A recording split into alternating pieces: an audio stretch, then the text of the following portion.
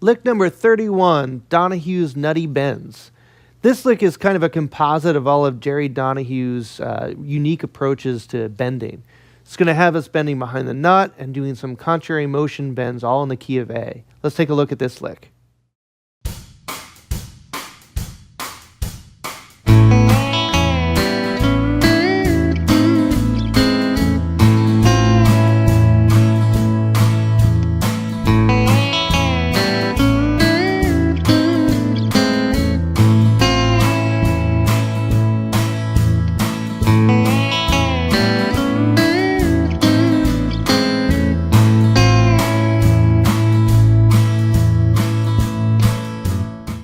All right, so there's a lot of stuff going on in this lick. We're going to start down here by the nut, and we're bending a lot of strings back here behind the nut.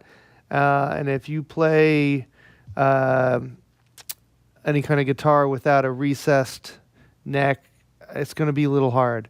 It may not be possible at all. So this is definitely something that's kind of made for guitars that have that recessed neck, because you have to have enough room to pull the string down.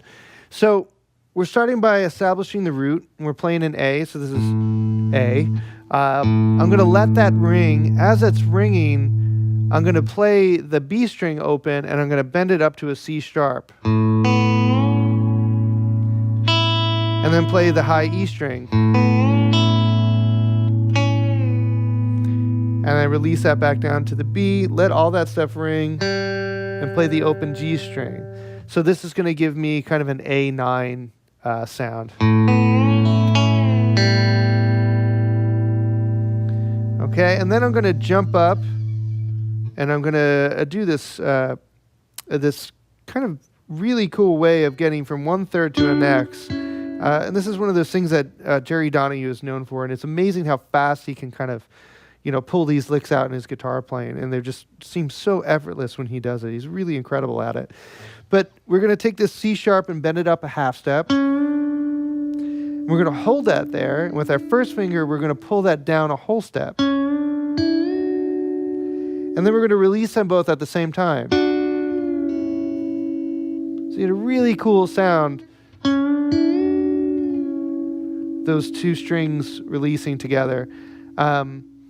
After we do that bend, we're going to drop back a half step. I'm going to keep this third, and I'm going to bend this third up and down a half step. And it's never going to be exactly perfect, but you can try to get as close as you can.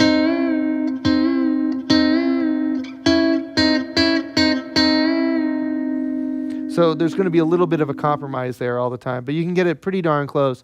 And especially if things are going by pretty quick, you're never going to notice if it's like a little bit out of tune. So I'm dropping that down to the B and D again. And then I'm going to approach my A and C sharp from a half step underneath. Hit the low A. I'm going to let that ring. And then I'm going to do these contrary motion bends, or a contrary motion bend. And this is another type of bend that Jerry Douglas is really known for. Or Jerry Donahue, sorry. Jerry Douglas, great dobro player, not country guitar player. Jerry Donahue is really known for these contrary motion bends.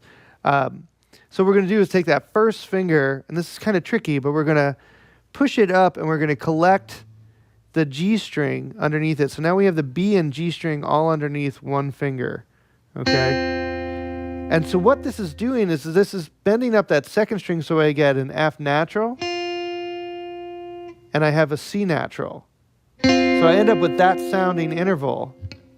And that's going to be my starting interval. Once I have that interval, I'm going to pull this down, and my F is going to release down into an E, but my C is going to bend up into a C sharp. So you get a bend that's going in two different directions, and that's why it's called a contrary motion bend. So you get two different directions going on, and that's an awesome trick. It's one of those things like if you didn't see somebody do it, you would have no idea how it was happening. But keeping that A sustaining sounds very pedal steel-ish. So what you should do is check out as much of Jerry Donahue's playing as possible. He's a great guitar player, and has had a pretty long career as a great guitar player. He ended up replacing Richard Thompson in Fairport Convention, and was one of the many great guitar players that came through that band. He was also in the supergroup The Helicasters with John Jorgensen and Will Ray. And I know he has a bunch of solo records out.